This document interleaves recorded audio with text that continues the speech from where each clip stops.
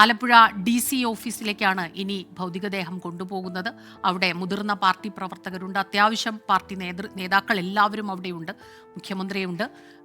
വിജയകുമാർ ചേരുന്നുണ്ട് അവിടെ നിന്ന് വിവരങ്ങളുമായി. വിജയകുമാർ, അങ്ങോട്ടേക്ക് എത്തുമ്പോൾ തിരക്ക് നിയന്ത്രിക്കണം, അത്യാവശ്യം ഉള്ളവർ മാത്രം അവിടെ എത്തുക, ബാക്കി എല്ലാ പ്രവർത്തകരോടും തിരക്കൊഴിവാക്കാനായി അവിടെ നിന്ന് അടുത്ത ഇടത്തിലേക്ക് റിക്രിയേഷൻ ഗ്രൗണ്ടിലേക്ക് ചെല്ലണമെന്നാണ് പറഞ്ഞിട്ടുള്ളത്. അത് എത്രത്തോളം പ്രായോഗികമാകുമെന്ന് കണ്ടു തന്നെ അറിയണം, കാരണം ഒരു നോക്ക് കാണാൻ നിന്നവർ ഇനിയും ഏറെയുണ്ട്. വിജയകുമാർ, അവിടെ നിന്നുള്ള ദൃശ്യങ്ങൾ പറയൂ, വിവരങ്ങൾ.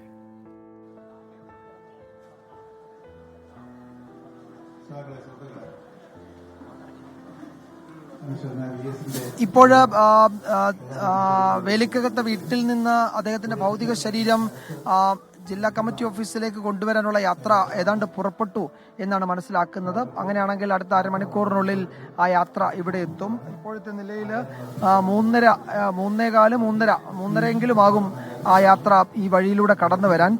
ഞങ്ങൾ രാവിലെ തന്നെ നമ്മൾ കാണിച്ചതാണ് ആ ദൃശ്യങ്ങൾ. ഈ ജില്ലാ കമ്മിറ്റി ഓഫീസിന്റെ ഫ്രണ്ട് ഗേറ്റിൽ മുഴുവൻ ആളുകൾ ഇങ്ങനെ കാത്തു നിൽക്കുകയാണ്. അതുപോലെ പ്രധാനപ്പെട്ട റോഡിന് 2 വശത്തും വലിയ ക്യൂ ആയിരുന്നു രാവിലെ. ആ ക്യൂവിന് ഇപ്പോഴും മാറ്റമില്ല, അവരവിടെ തന്നെ തുടരുകയാണ്, ആ പരിസരത്ത് തന്നെ തുടരുകയാണ്. ഇനിയിപ്പോൾ ഇവിടെ വെച്ച് VS-നെ കാണാൻ പറ്റിയില്ലെങ്കിൽ ഈ വിലാപയാത്രയ്ക്കൊപ്പം അവർ ഗ്രൗണ്ടിലേക്ക് പൊക്കോളാം, റിക്രിയേഷൻ ഗ്രൗണ്ടിലേക്ക് പൊക്കോളാം എന്നാണ് അവർ പറയുന്നത്. അതല്ലാതെ മറ്റേതെങ്കിലും തരത്തിൽ ഇവിടെ നിന്ന് മാറാൻ ഈ ഘട്ടത്തിലും അവർ കൂട്ടാക്കുന്നില്ല. അവിടെ ഗേറ്റിൻ്റെ അവിടെ പോലീസ് നിലയുറപ്പിച്ചിട്ടുണ്ട് ഈ വാഹനമൊക്കെ അകത്തേക്ക് കടത്തിവിടാൻ. ഏതാണ്ട് ഒരു 7 മണി തൊട്ടൊക്കെ ക്യൂവിൽ നിന്ന് 6:30 തൊട്ടൊക്കെ ക്യൂവിൽ നിന്ന് വടക്കൻ കേരളത്തിൽ നിന്നൊക്കെ എത്തിയ CPM-ന്റെ പ്രവർത്തകരുണ്ട്. അവരിപ്പോഴും അങ്ങനെ നിൽക്കുകയാണ്. മഴയൊക്കെ നനഞ്ഞു, അവിടെ ഭക്ഷണമൊന്നും കഴിച്ചിട്ടില്ല. ഇതിനിടയിൽ 3-4 തവണ വലിയ മഴ പെയ്തു, അതൊക്കെ നനഞ്ഞ് അങ്ങനെ നിൽക്കുകയാണ്. അവരോട് എന്തു പറയും എന്നറിയില്ല. എന്തായാലും ഇവിടെ അരമണിക്കൂർ മാത്രമേ ഉള്ളൂ. ഇത്രയും വളരെ വൈകി, ഇപ്പോൾ തന്നെ പൊതുദർശനം വളരെ വൈകി, അതുകൊണ്ട് ഇവിടെ അരമണിക്കൂർ മാത്രമേ ഉള്ളൂ എന്താണ് ഇതിപ്പോൾ CPM-ന്റെ ഒരു നിലപാട്. അതുകൊണ്ട് ഇന്നിപ്പോൾ ഇവിടുന്ന് ഒരു 4-4:15 ആവുമ്പോഴേക്ക്, പരമാവധി 4 മണിയൊക്കെ ആവുമ്പോഴേക്ക് വിലാപയാത്രയെ മൃതദേഹം റിക്രിയേഷൻ ഗ്രൗണ്ടിലേക്ക് കൊണ്ടുപോകാനാണ് ആലോചിക്കുന്നത്. അവിടെ ഇവിടെ എത്തിയ മുഴുവൻ പ്രവർത്തകർക്കും VS-നെ കാണാൻ വന്ന മുഴുവൻ ആളുകൾക്കും അവിടെ പൊതുദർശനത്തിന് സൗകര്യമൊരുക്കും.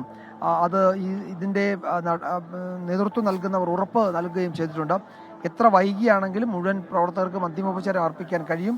സംസ്കാര ചടങ്ങുകൾ വലിയ ചുടുകാട്ടിൽ രാത്രിയിലായിരിക്കും നടക്കുക. കൃത്യമായ സമയം ഇതുവരെ നൽകാൻ കഴിഞ്ഞിട്ടില്ല. നേരത്തെ പറഞ്ഞ സമയക്രമമൊക്കെ പരാജയപ്പെടുകയും അതൊക്കെ പാളുകയും ചെയ്ത് നമ്മൾ കണ്ടു.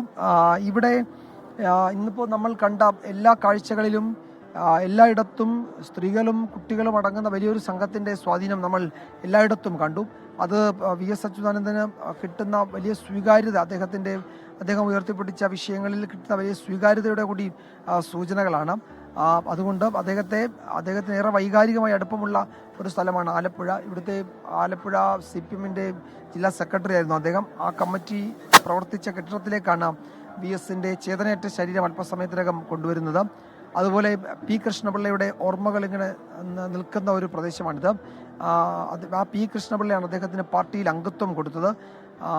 ആ P. കൃഷ്ണപിള്ളയുടെ ആഹ്വാനം അനുസരിച്ചാണ് അദ്ദേഹം ഈ പറയുന്ന രാഷ്ട്രീയ പ്രവർത്തനങ്ങളിലേക്ക് ഇറങ്ങിത്തിരിക്കുകയും ചെയ്തത്. കൃഷ്ണപിള്ളയുടെ പേരിലുള്ളതാണ് ഇവിടുത്തെ ജില്ലാ കമ്മിറ്റി ഓഫീസ് എന്നതും ശ്രദ്ധേയമാണ്. ഇപ്പോൾ ഇവിടെ എത്തുമ്പോൾ VS ഇവിടെ എത്തുമ്പോൾ ജില്ലാ കമ്മിറ്റി അല്ലെങ്കിൽ കേന്ദ്ര കമ്മിറ്റി അംഗങ്ങൾ, പോളിറ്റ് ബ്യൂറോ അംഗങ്ങൾ, സംസ്ഥാന സെക്രട്ടേറിയറ്റ് അംഗങ്ങൾ, സംസ്ഥാന കമ്മിറ്റി അംഗങ്ങൾ, അതുപോലെ മറ്റ് LDF-ന്റെ മറ്റ് ഘടകകക്ഷി നേതാക്കൾ, അങ്ങനെ പൊതുപ്രവർത്തകർ ഒക്കെ ആയിരിക്കും ഇവിടെ അന്തിമോപചാരം അർപ്പിക്കാൻ പറ്റുക. മറ്റുള്ള മുഴുവൻ ആളുകൾക്കും ഇവിടെ അന്തിമോപചാരം അർപ്പിക്കാനുള്ള അവസരം ഉണ്ടാവുകയില്ല. അത് നേരത്തെ തന്നെ അറിയിച്ചിട്ടുണ്ട്. വിലാപയാത്ര മുന്നോട്ട് നീങ്ങും. ഇവിടെ നിന്ന് അല്പസമയത്തിനകം വീട്ടിൽ നിന്നുള്ള വിലാപയാത്ര ഇവിടേക്ക് ജില്ലാ കമ്മിറ്റി ഓഫീസിലേക്ക് പുറപ്പെട്ടിട്ടുണ്ട് എന്നാണ് മനസ്സിലാക്കാൻ കഴിയുന്നത്. ഏകദേശം എത്ര ദൂരമുണ്ട് വീട്ടിൽ നിന്ന് ഈ DC ഓഫീസിലേക്ക്? എത്ര ദൂരമുണ്ട്? നേരത്തെ തന്നെ പറഞ്ഞിരുന്നല്ലോ അവിടെ സ്ഥലപരിമിതിയുണ്ട്. അപ്പോൾ അതുകൊണ്ട് തന്നെ ആ ഒരു വലിയ തിരക്ക് അങ്ങോട്ട് വന്നാൽ അതൊരു പക്ഷേ താങ്ങാൻ കഴിഞ്ഞേക്കില്ല. അപ്പോൾ അതുമാത്രമല്ല, വീണ്ടും സമയം അങ്ങനെ കൂടുതലായി പോകാനുള്ളൊരു സാധ്യതയുമുണ്ട്, നീണ്ടുപോകാനുള്ളൊരു സാധ്യത. അപ്പോൾ അവിടെ ക്രമീകരണങ്ങൾ ആ രീതിയിലാണ് ഒരുക്കിയിട്ടുള്ളത്. പക്ഷേ ഇപ്പോൾ അവിടെ നിന്ന് എത്താൻ എത്ര സമയമെടുക്കും? അവിടെ ആ റോഡിൻ്റെ പരിസരത്തൊക്കെ തന്നെയുള്ള ആളുകൾക്ക് അതൊരു പക്ഷേ അവർ അവർക്കൊരു പക്ഷേ അത് ഈ ഒരു വൈകാരിക നിമിഷങ്ങളിൽ അത് മനസ്സിലാകണമെന്നില്ലെങ്കിൽ പോലും എന്തെല്ലാം ക്രമീകരണങ്ങളാണ് അവിടെ ചെയ്തിട്ടുള്ളത്.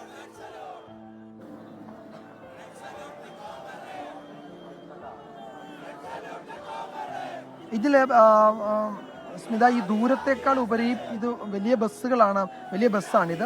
ഇത് കടന്നു വരുന്ന വഴിയുടെ ഇരുവശത്തും ആളുകൾ കാത്തു നിൽക്കുന്നുണ്ട്. പലയിടത്തും അത്തരം ആൾക്കൂട്ടങ്ങളുണ്ട്. അപ്പോൾ അവരുടെ ഇടയിലൂടെയാണ് ഈ ബസ് കടന്നു വരുന്നത്. അപ്പോൾ അത് ഒരു പ്രധാനപ്പെട്ട പ്രശ്നമാണ്. അപ്പോൾ എല്ലാവരെയും ഒഴിവാക്കി യാത്ര അസാധ്യവുമാണ്. അതുകൊണ്ട് ഒരു അരമണിക്കൂറിനുള്ളിൽ ഇവിടെ വിലാപയാത്ര എത്തും എന്നാണ് പറയുന്നത്.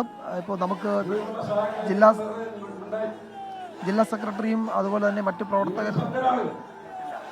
പ്രവർത്തകരുമൊക്കെ ക്ഷമിക്കണം, മറ്റു നേതാക്കളുമൊക്കെ ഇവിടെ ഉള്ളവരോട് ഇവിടെ കൂടി നിൽക്കുന്നവരോട് ശാന്തരാകാൻ പറയുന്നു. അതുപോലെ ഗേറ്റിന്റെ മുന്നിൽ നിൽക്കുന്ന പ്രവർത്തകരോട് മാറണം, കുറച്ച് കർക്കശത്തോടെ